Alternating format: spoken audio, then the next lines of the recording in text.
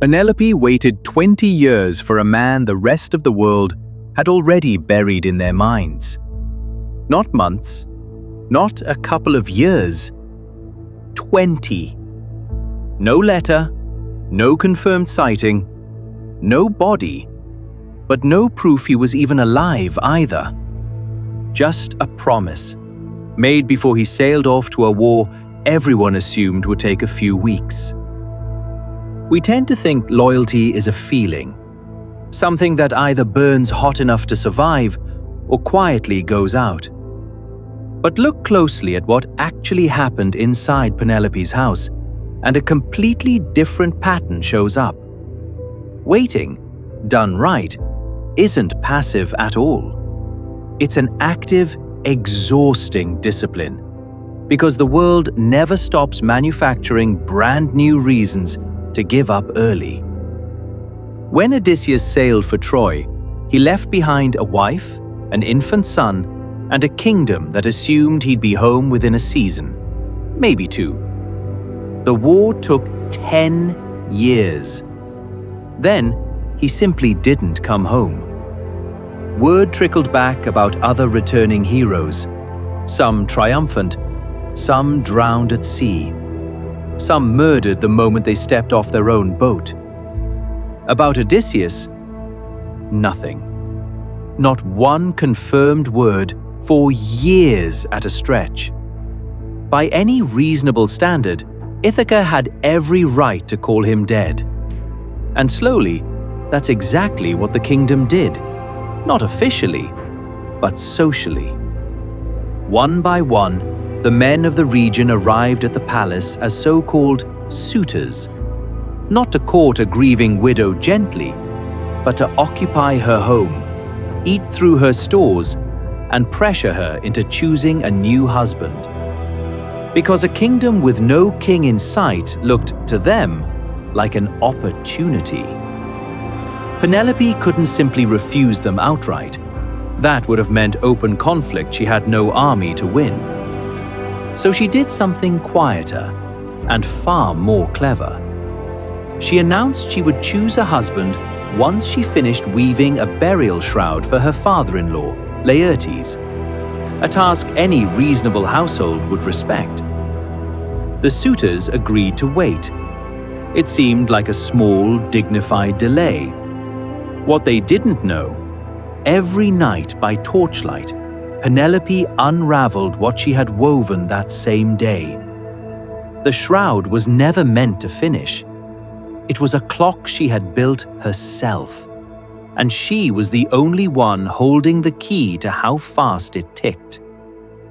For 3 years this worked. 3 years of appearing to move toward a decision she had no intention of making, while the pressure in that palace grew louder, and the suitors grew more impatient, more entitled, more convinced that her hesitation was proof she was already theirs, just not yet admitting it.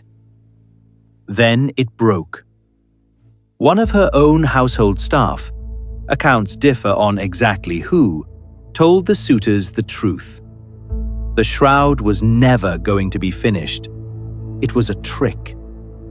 The suitors' patience, thin already, ran out completely.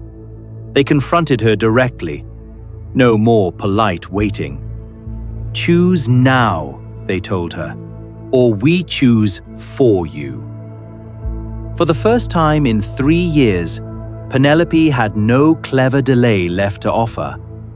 The clock she'd built with her own hands had just been taken away from her, and there was nothing left standing between her and a decision the entire kingdom was suddenly demanding she make immediately. And that is the exact moment, no stalling tactic left, every clever plan exhausted, that Odysseus finally walked back through his own front gate.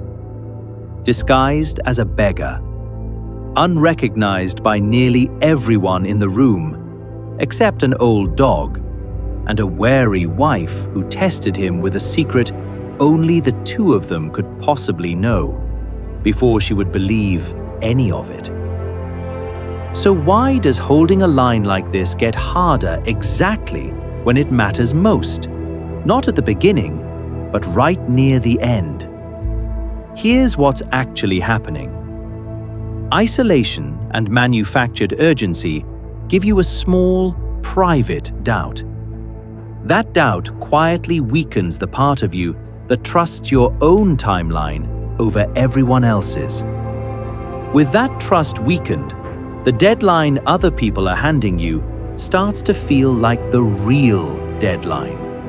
Not just their preference, but a fact about your situation. And once that shift happens, you don't notice you've swapped your own judgment for someone else's impatience, until you're the one apologizing for taking too long to decide something you never actually needed to rush. Here's the whole pattern in one line. Absence builds doubt faster than it builds evidence. Penelope is not a metaphor for this. She is the first version of it. Every person who has ever been pressured to abandon a decision early, not because new evidence appeared, but because someone else's patience ran out first, is running the exact same pattern. You don't need a Greek palace to see this pattern. It shows up anywhere someone else's urgency gets mistaken for your own deadline. An investor watches a position decline for months, with no new information about the underlying business. Only friends, headlines, and the market's mood insisting louder every week that they're a fool for still holding it. A person stays committed to a slow, unglamorous recovery, a health plan, a habit, a rebuilding project, while everyone around them keeps gently suggesting it's time to move on or be realistic. In both cases, nothing about the actual facts has changed. What's changed is how loud everyone else's certainty has gotten. Two real examples make this easy to see. From 1977 to 1990, Peter Lynch ran Fidelity's Magellan Fund to one of the greatest track records in investing history. An average annual return near 29%, growing the fund from $20 million into one of the largest in the world. And yet, according to Fidelity's own review and multiple financial industry accounts since, the average investor in that very fund reportedly lost money over the same period. Not because the fund failed them, because investors kept jumping in after a hot year and jumping out after a cold one, reacting to noise a fund built for patient decades was never designed to reward. More recently, an analysis of nearly 120,000 real retirement financial plans around the 2020 market crash found something just as telling. Investors who were already on solid footing before the crash and simply stayed the course saw almost no change in their long-term odds of a secure retirement, even as markets fell over 30% in a matter of weeks. But those who abandoned their plan under pressure saw that same probability drop by roughly a third. The market recovered within months. Many of the decisions made in panic did not. Here's the paradox underneath this. From the outside, someone waiting correctly and someone waiting out of pure denial look exactly the same.